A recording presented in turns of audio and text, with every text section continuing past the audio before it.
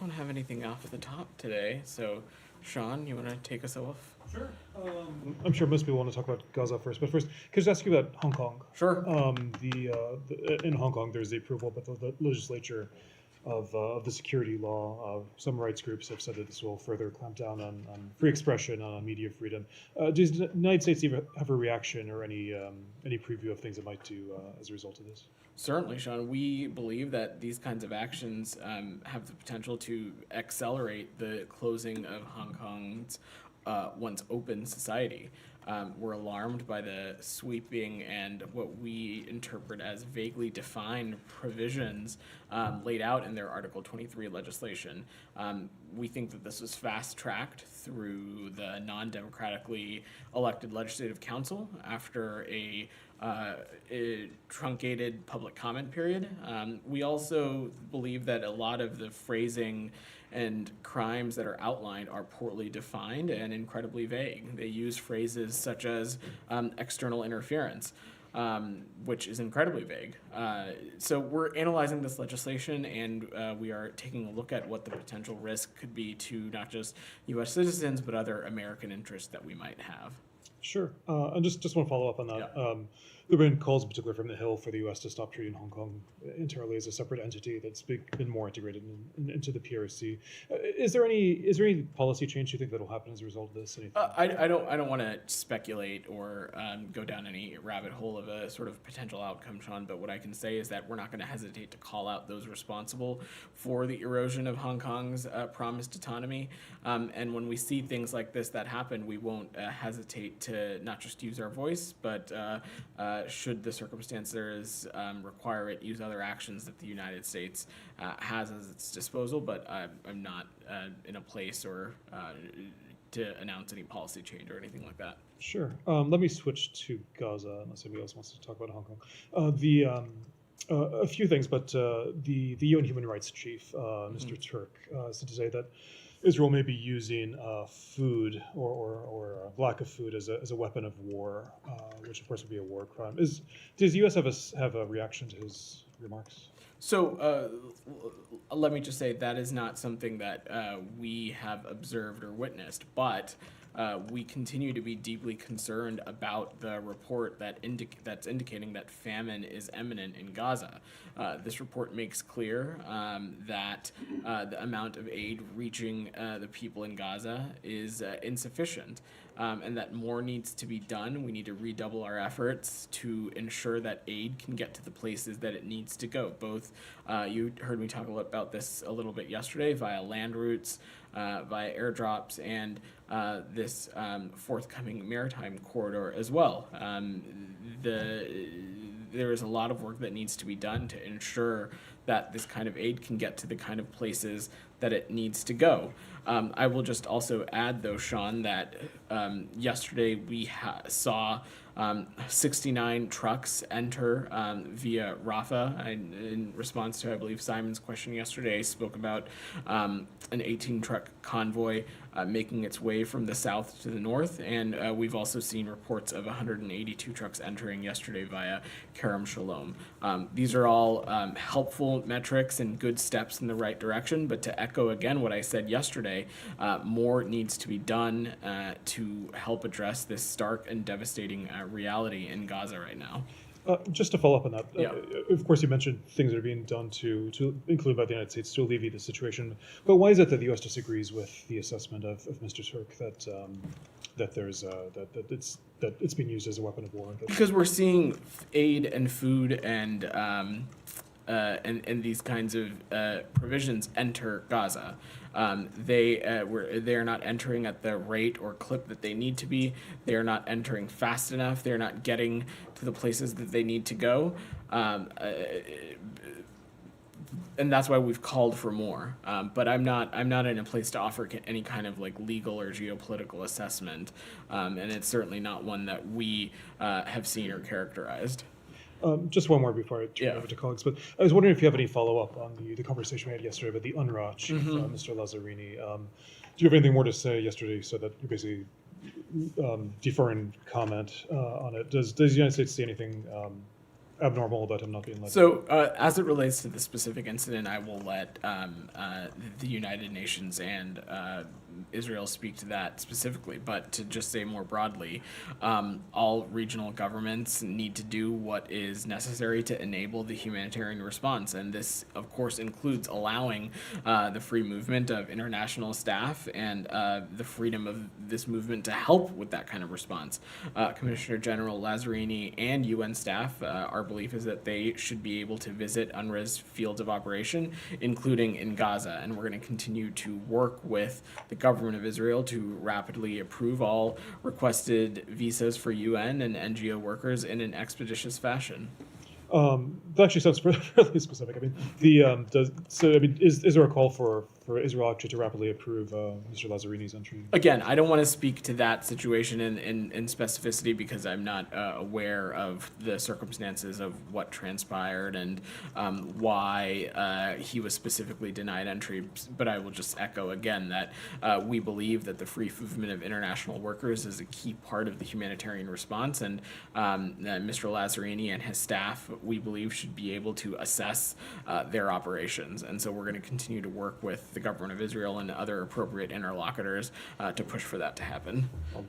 Simon? If we can come to so the call between the president and Prime Minister Netanyahu yesterday, obviously that's the White House, but this speaks to broader U.S. policy. So you've sort of talked about, it's been talked about from this podium, that the offensive in Rafah would be disastrous, and that seems to be, the warning is even made even more strongly on this call yesterday. But Prime Minister Netanyahu has said today they're determined to complete an elimination of the Hamas battalions in Rafah. There's no way to do that except by going in on the ground. So, do you have any response to basically this pushback to what U.S. government is trying to tell the Israelis? It should come as no surprise that when it comes to this, we are just squarely in a different place and have a different viewpoint than our Israeli partners. You saw National Security Advisor Sullivan speak about this a little bit yesterday. But I will also note that in this very same call, President Biden and Prime Minister Netanyahu agreed to have their teams meet, for them to meet soon here in Washington to exchange views and discuss alternative approaches that would target the key elements of Hamas, help secure the Egypt-Gaza border, and do so without a major ground operation in Rafah. We continue to feel quite strongly that such an operation in Rafah, where there are more than 1 million people seeking refuge, a region that continues to be a key conduit for the entrance of humanitarian aid, that doing something like that without a credible and clear plan, something that without a plan that also doesn't address for the various humanitarian pieces, would be a disaster. And we hope that through this mechanism, our officials will be able to discuss some of these issues in greater detail and find a path forward.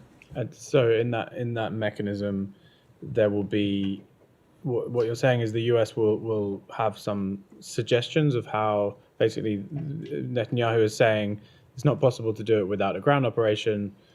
You're saying it is, so you're going to give them ideas on how to do it. I don't want to get ahead of the process here, Simon. We'll have an exchange of views with them and discuss approaches that we think are in line with our shared objective of degrading Hamas and ensuring that October 7th can no longer be repeated, while simultaneously also being cognizant, mindful, respectful of the more than 1 million people seeking refuge in Rafah, and being mindful of the important conduit that Rafah continues to be for humanitarian aid. Are you able to say when that meeting is going to be? I don't have any scheduling updates at this moment. Thank you. Yeah.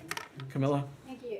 Also, just going back to what National Security Advisor Sullivan was talking about yesterday, he implied that there hasn't been a response from Israel on the President's National Security Memorandum. I was wondering whether you could confirm whether or not Israel has responded with a letter, to that effect, and if you could give us a bit more information on the what next Sure. when they So, respond. as it relates to individual countries and their communications with us, as it relates to the National Security Memorandum, I will defer to those other countries to speak to those pieces. I don't want to get into those details on an internal processes from here, nor do I want to speak for other countries. But as you all recall, this was signed on February 8th. And as laid out quite clearly in the text of the National Security Memorandum, there are 45 days for countries to offer an assurance via a letter as it relates to the provision of U.S. Lethal assistance. And in that time, after receiving that assurance, the United States also, through close coordination with the interagency as well as close consultation with our relevant embassies and consulates, will take a look at that that certification that is provided to us. Can you confirm to whether or not Israel's responded? I'm just not going to speak to individual countries as it relates to an entire memorandum. Go ahead, Julian. Haiti, couple questions. Can I see if anybody else has anything on Gaza, and then I'll come back to you. Go ahead. Thank you. Just following up on what Sean was asking on the famine. You're saying you don't see that famine is imminent in Gaza. That is literally not what I said, Saeed. Okay. I think in the very first thing I said in response to Sean's question is that I just want to understand it. Maybe I couldn't hear. the question was from the. You can actually just read the transcript if you want to see what Sean's specific question was, but. Let me just echo again. We are deeply concerned about the report that indicate that famine is imminent in Gaza. Right, thank you. Because there was actually a report by Samantha Power saying that, it is imminent. So I think it was glad a you press release. clarified that. I have a couple other questions. The Wall Street Journal reported that Israel is going to expropriate or steal, as they called it, 16% of Gaza for a buffer zone. Is that something that you're aware of, or is that something that would be acceptable to the administration, considering that the administration said time and again that Gaza should not be reduced in size? That's absolutely right. You have heard me and the Secretary and Matt be very clear that there must be no reduction in territory of Gaza, that Israel needs to comply with international law and any measures it takes to defend itself, and it needs to take every feasible step to protect civilian harm. We certainly appreciate Israel's need for security, especially since October 7th, but again, let me just be very clear that there can be no reduction in territory of Gaza. So the administration would never agree to the concept of a buffer zone? That is not something that is the kind of thing that would run contrary to one of the key principles that Secretary Blinken laid out in Tokyo last fall. All right. There was also an article in the Washington Post that said that the president and the administration knew very well, early on, in a meeting on the 27th of October, that Israel was purposely targeting Palestinian civilians. Are you aware of that report? Have you seen it? I'm just not going to comment on any hearsay side.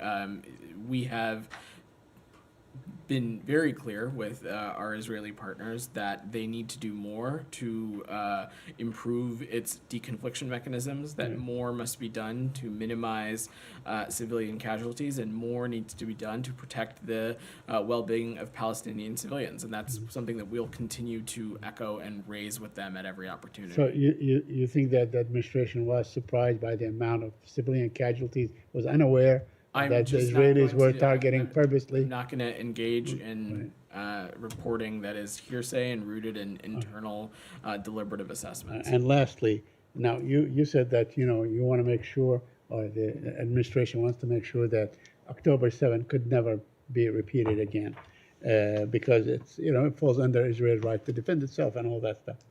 Now, we know that it's been reported in the last couple of days that the Israelis have distributed something like 100,000 pieces of small arms to settlers, to basically defend themselves. My question to you, do Palestinians have the right to defend themselves? And in what form should the Palestinians defend themselves? Are you talking about in what context are you speaking about, Saeed? I'm saying that the Palestinians are being assaulted time and time and time again. I mean, Israel attacked Gaza, unlike what many people like to think, that the whole issue began on October 7th. Israel has struck Gaza time and time again for decades before that, right? Let me just say two things, Said. When we talk about Israel having the right to defend itself and Israel having the right to security, what we're talking about is defending itself from terrorist groups like Hamas and Palestinian Islamic Jihad, who have a track record of carrying out terrorist attacks on the people of Israel as recently as, I'd point you no further than October 7th. When it comes to the expansions of settlements and activities from settlers, which we find insightful, dangerous, reckless, we have not parsed our words. I recall just a number of weeks ago in which the Secretary spoke quite clearly about our viewpoint that we find the expansion of settlements to be inconsistent with international law. We believe that these kinds of activities run contrary to Israel's security, and they run contrary to what we hope is a shared goal of a two-state solution where Israelis and Palestinians can have equal measures of justice and peace and security, and that's what we're going to continue. What about the military raid night after night? That go in with half tracks and sometimes helicopters, Apache helicopters, and so on, and even with drones and armed assaults and so on. Do they have the right to defend themselves against such military assaults? Said, what we're talking about is you're using examples of our partners in Israel conducting legitimate security operations that are in the interest of their self-defense and the interest of security. All right, anything else on Gaza? Go ahead. I promise I will get to you, Jillian. Go ahead. Thank you, Vedant. There was a Washington Post investigation published today about the killing of our freelancers, Al Jazeera freelancers in Gaza, Mustafa and Hamza, and they, Washington Post also sought the help of experts in this investigation, and they found out that the reasons the Israelis give for this, it happens on January 7th, is not consistent with evidence that they found. I don't know if you saw this report, but it shows, according to Washington Post, that there was no Israeli military presence around them, both of them. They were alone. They were conducting a story for us, and they were targeted and killed both in January 7. And I remember, I was in Tel Aviv at that time, but I remember Matt was asked here in this room about if they reached to the Israeli partners for clarification, and he said that you did. And I'm asking you here, did you hear back from them? I don't have any updates for you. First, let me just say, though, you heard me talk a little bit about this yesterday. We believe that journalists and the right to free speech needs to be protected, and especially in the situation, in the context of what's happening in Gaza, journalism is more important than ever. I will also say that we've been crystal clear that Israel needs to treat all detainees humanely and with dignity and in full accordance with international law. Go ahead. On Gaza? Yes, on Gaza. All right. Vedant, why you are talking publicly about your disagreement with the Israeli, and this is a departure from your policy, is it because you don't have any kind of leverage? What are you trying to tell us? Have you been to any State Department briefings Yes, the I past have been, yes. couple months? Are you sure?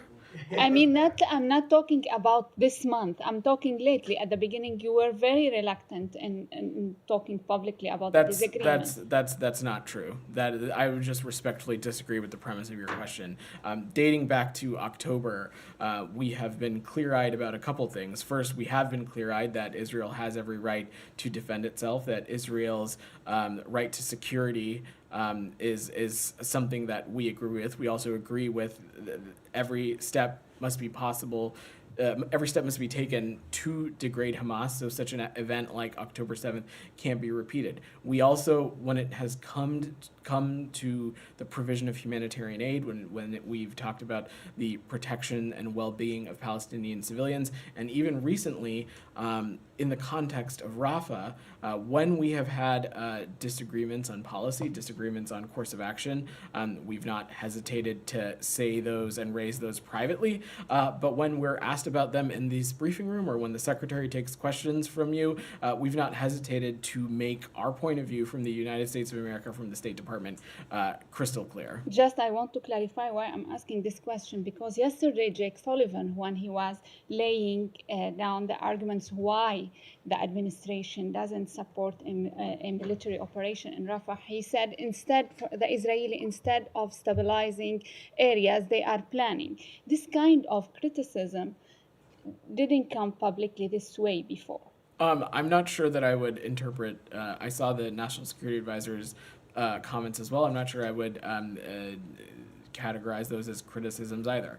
Look, in the context of what we believe needs to happen with Rafah, we just have a different viewpoint. We have a different strategic viewpoint on what we believe is necessary to help target the key elements of Hamas. And our goal is, through this meeting that the Prime Minister and President Biden spoke about on their call, we hope that we'll be able to have an exchange of views and discuss an alternative approach that, like I said, will target the key elements of Hamas, secure this border in the Rafah area, but also not negatively impact the more than 1 million people who are seeking refuge in the area, not negatively impact the important work that's being done to further enhance the flow of humanitarian aid. Anything else on Gaza before I go back to Jillian, who's been patiently waiting on Gaza? Okay, go ahead. Two quick questions on Sure. the aid drops. Yeah. Question number one, U.S. officials have said that the rations airdropped in Gaza are pork-free, but I wanted to ask, was it Are what? pork-free? Like there's no pork products. But I wanted to ask, was it ensured that all of the food provided was halal, including preservatives and such? And then question number two is, it also seems that the packaging was labeled in English.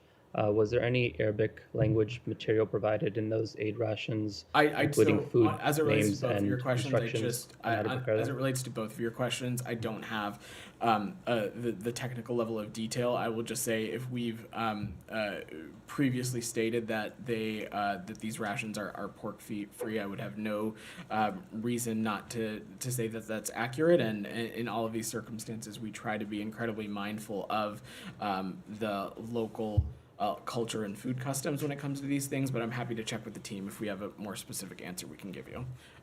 Jillian, go ahead.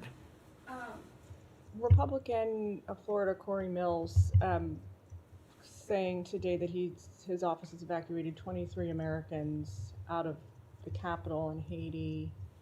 Wondering if that is something that was coordinated with the State Department, if it's an action that you support.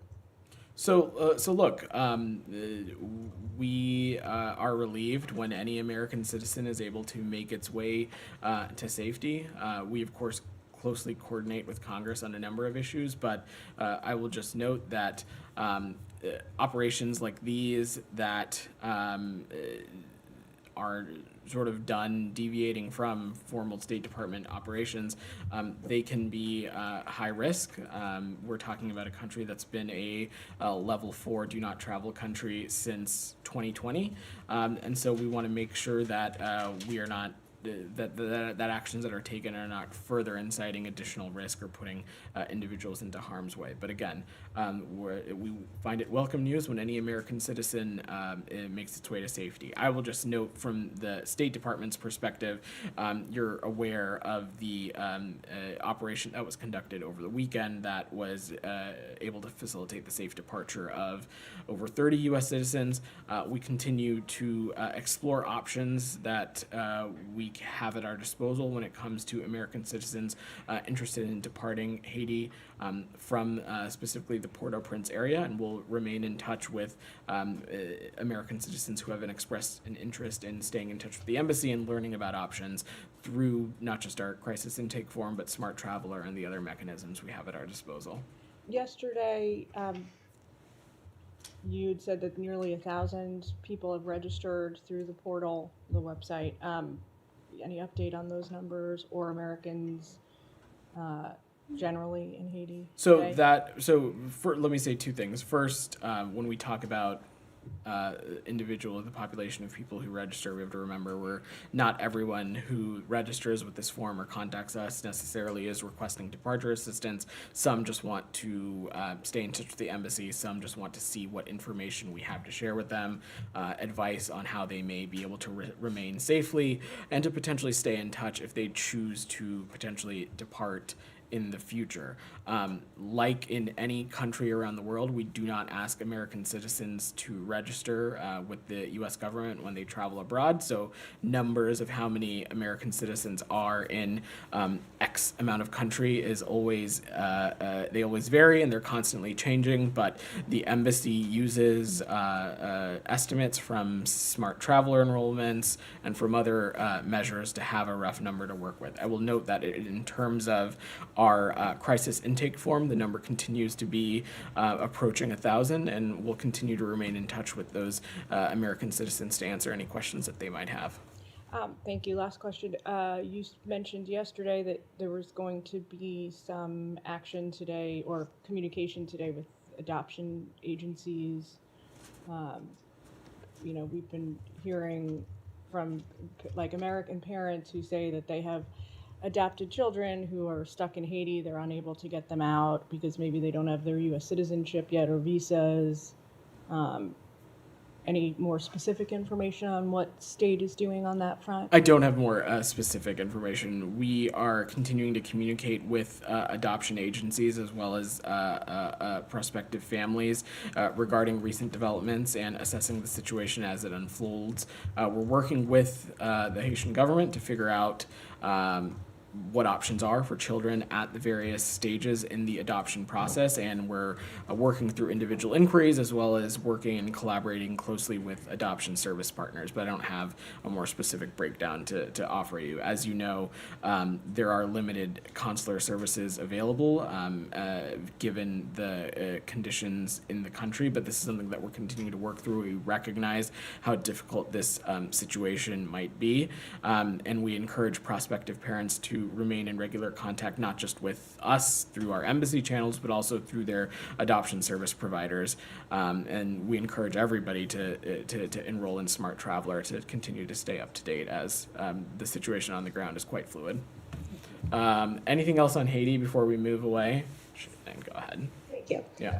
On those departure options from Port-au-Prince, potential departure options, I should say, we're in contact with Americans who've received communication from the State Department that there might be helicopter airlifts leaving the capital city for the Dominican Republic. Do you have any updates on that? I'm not going to speak in specificity to these options, just given operational security, but I would just say that, as I just said, we are exploring options for American citizens to depart Haiti from Port-au-Prince to Santo Domingo, the Dominican Republic. From there, American citizens would be responsible for their own onward travel to the United States from Santo Domingo, and we're continuing to look at what options might make sense and what will make the most sense for the impacted American citizens. And we, of course, as this is a very fluid situation on the ground, as more develops, we'll continue to stay in touch with the impacted folks. And just a quick follow on the humanitarian condition, of course, it remains very dire and is getting worse. We've seen reports that the capital city may be completely out of food in the next week or so. Is the U.S. doing anything to enable aid to move into Haiti right now? For those of you that joined us in Kingston, Jamaica last Monday, the Secretary announced an additional $33 million in humanitarian aid. I believe our colleagues at the White House followed that announcement up later in the week for some additional funding that was announced to help address the humanitarian situation in Haiti. The situation is dire and every day matters, and that is why we are hoping as soon as possible our partners at CARICOM, in close coordination with this forthcoming transitional presidential council, announce the members of that council of who the makeup of that group will be, so that they can take on the very important task of selecting an interim prime minister who can help seek out stability on the ground, work closely with our Kenyan partners on the deployment of the multinational security force, and we'll take this process step by step. Yeah, go ahead. Just you mentioned it yesterday as well, the Transitional Council. Do you have any update? I know CARICOM's on lead, but any update on I don't at this point. Again, we've been coordinating closely with our partners in CARICOM and its chairman, President Ali of Guyana. I don't have any updates for you, but our hope continues to be that this Transitional Presidential Council is announced as soon as possible. We believe that it is vital to paving the way to not just free and fair elections, but the deployment of this MSS as well. Camilla, I saw you had your hand up on Haiti. Good? Okay. Anything else on Haiti before we move to something else? All right, Alex, go ahead. Thank you, Vedant. Yeah. A few questions from me, starting from Russia. We just let's do a couple so we can get to The Secretary issued a statement on a Russian election. He stopped short calling it undemocratic. Isn't it a bit soft assessment given all the violations, Russian crimes that he depicted in a very statement? I would not read too much into the word choice, Alex. We believe this to be an undemocratic process. I said so yesterday. It's something that I know the Secretary agrees with. On the occupied territories, Matt told us last week that the U.S. will use all the available tools to punish those who serve as election observers for the Kremlin sham election in occupied territories of Ukraine. I know you don't telegraph any sanctions, but are you guys working on it? And secondly, is it going to be limited with Ukraine only, or you will also consider election observers who served in Georgia's and Moldova's occupied territories? I'm just not going to preview actions, but I just want to use this opportunity to echo that all of those territories, we believe them to be Ukraine. Like on Ukraine front, does the Secretary agree with his European colleagues, most notably, the EU Commission Chair Michel, and also previously French President Macron, that Europe needs to be prepared for war? Sorry, I didn't understand the first part of your Europe question. needs to be prepared for war if it needs peace. These statements, have been, recently reflected by European leaders. Does the Secretary agree with that approach? So look, we have been very clear that the U.S. is not going to send troops to fight in Ukraine, and NATO Secretary General has also ruled out sending any NATO troops to fight in Ukraine. We believe that the most immediate and helpful path forward to stop Putin's aggression would be for the House of Representatives to pass the National Security Supplemental. So our Ukrainian partners have the weapons and ammunition they need to defend themselves, and they'll continue to fight courageously to defend their democracy and to push back against this infringement on their territorial integrity and sovereignty. Jalil, go ahead. I'm gonna work the. Thank you very much. Okay, go ahead. On South Caucasus, the Yeah. Armenian Prime Minister today was quoted as saying that quick border demarcation needed to avoid a war. How alarmed are you right now, given this statement? Look, this is an issue that we are continuing to pay close attention to. It's something that not just the Secretary, but Assistant Secretary O'Brien, as well as Senior Coordinator Bono, are continuing to focus on, engaging with appropriate interlocutors. I don't have an update for you, though, beyond that. Jalil, go ahead. Thank you, Mr. Patel. Only two questions, please. Great. One question is about these two innocent kids that just got some relief from Pakistani courts today, and the public of Pakistan believes that this administration has a big role in it. These two kids had no money to pay their tuition fee when they were 16, 18 years old, and then just a couple of years later, then they had almost 500 million rupees. They were the children of former Prime Minister Nawaz Sharif. Mm-hmm. They just got finally acquitted today in the corruption case that was registered against them after Panama Papers. Does the U.S. not feel bad that such corrupt people are back to Pakistan to rule again? And at the same time, Ambassador Bloom is meeting the Pakistani finance minister about the economic situation of Pakistan. These are two very contradictory things happening in Pakistan. So first, I just don't really have anything for you on a Pakistani court case. That is an internal matter for Pakistan.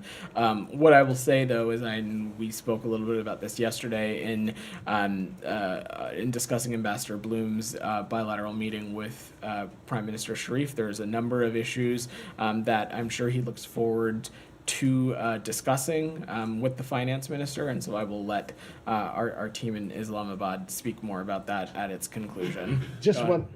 one, No, no, no. just one, Okay. just one more. Go So, ahead. today there is a hearing in Congress on Afghanistan.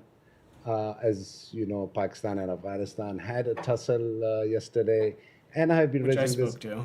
And I have been raising this issue of Taliban expansionism with Matt quite a bit. That today the chief minister of Khyber Pakhtunkhwa, which is the next door province to Afghanistan, just got non-bailable arrest warrants for the raids that happened on some military installations. Do you think such situation is still not, this current administration is not seeing this, what is happening in Pakistan is giving a room to the Taliban expansionism in the region?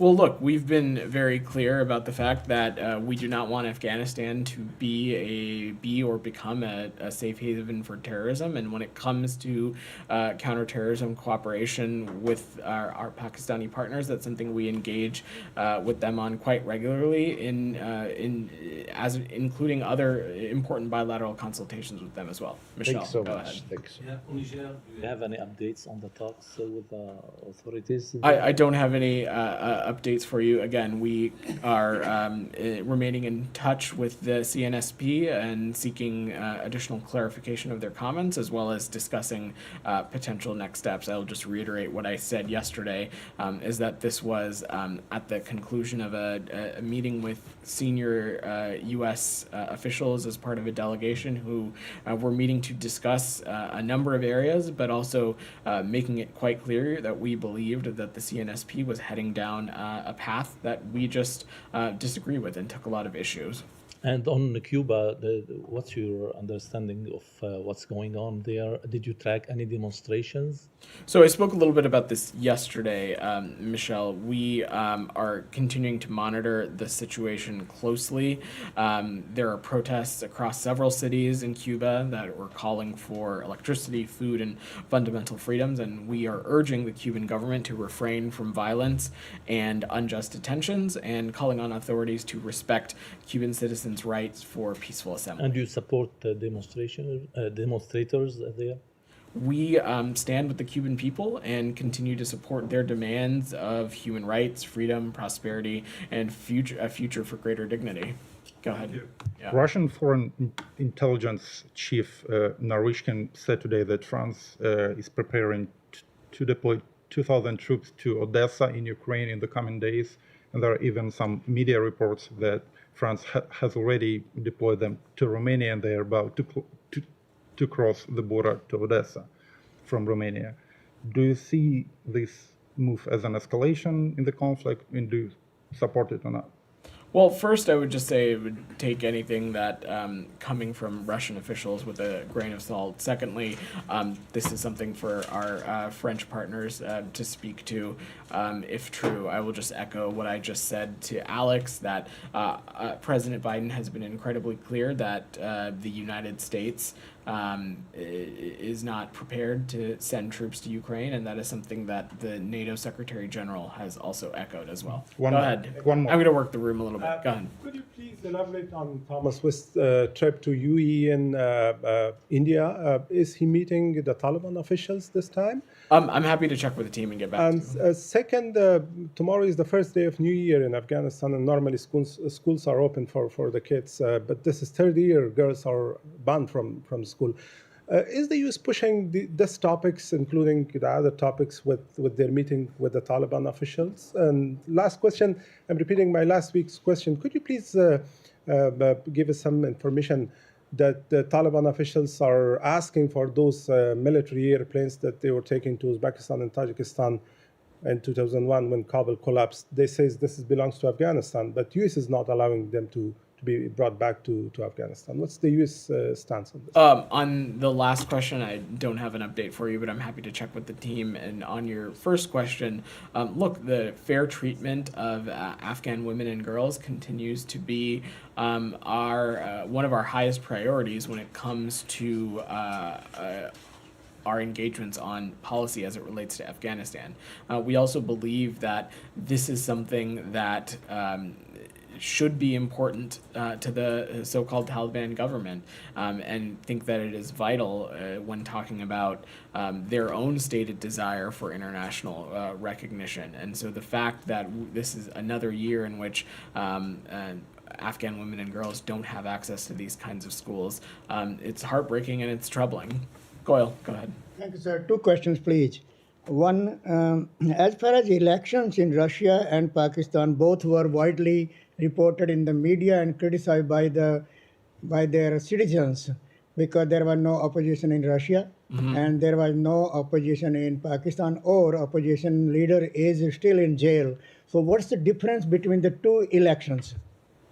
I'm sorry. Election in Russia, election in Pakistan. Well, I would take a little bit of issue with comparing both of those democratic processes. One, I will just say that Pakistan's a country that has a little bit more of a robust media landscape, open for dissenting ideas and opinions. But ultimately, the point is, Goyle, is that these are decisions that should be made by the people of these countries, and the people of these countries should have choices. They should have access to information that will help inform their decision making when it comes to who they want to lead their country and the direction that they want to take their country in. And I will just say that as it relates to Russia, there is a clear track record of media suppression, of silencing dissenting voices. Second ahead, one, Sean. sir. Oh, sorry. Sorry.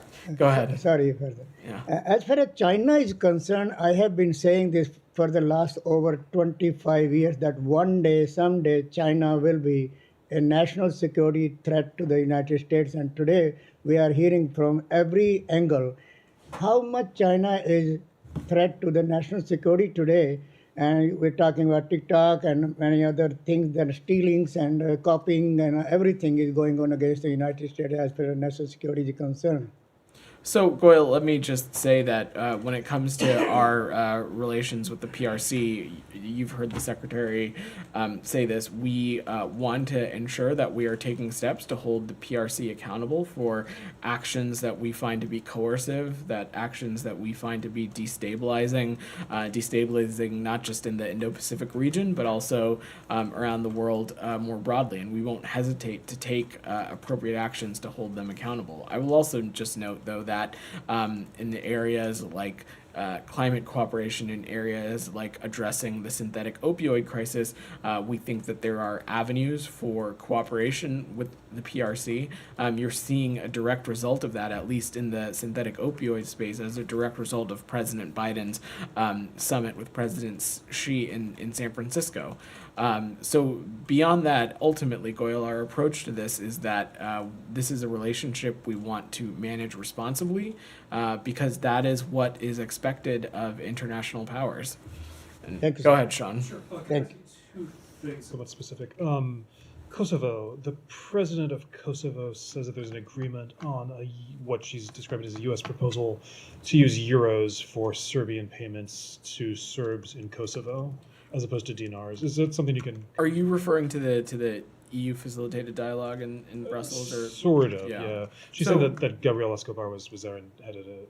So I will just say broadly, and I'm happy to check with the team on your specific question about euros, but these are talks that we welcome, and they are taking place within the framework of the EU facilitated dialogue in Brussels today, and they include a discussion of the new central bank of Kosovo's currency regulations, and we believe that these discussions should continue with urgency. The EU facilitated dialogue is the proper channel for resolving these issues related to the normalization of relations between Kosovo and Serbia. We've also been clear in expressing our concerns that this new regulation that restricts the import and use of the Serbian dinar in Kosovo. We've expressed some concerns about this, and we've also reiterated our calls to both Kosovo and Serbia to de-escalate tensions. Okay, so those concerns are continuing, with the Serbians. Exactly. It's just something completely different. Yeah.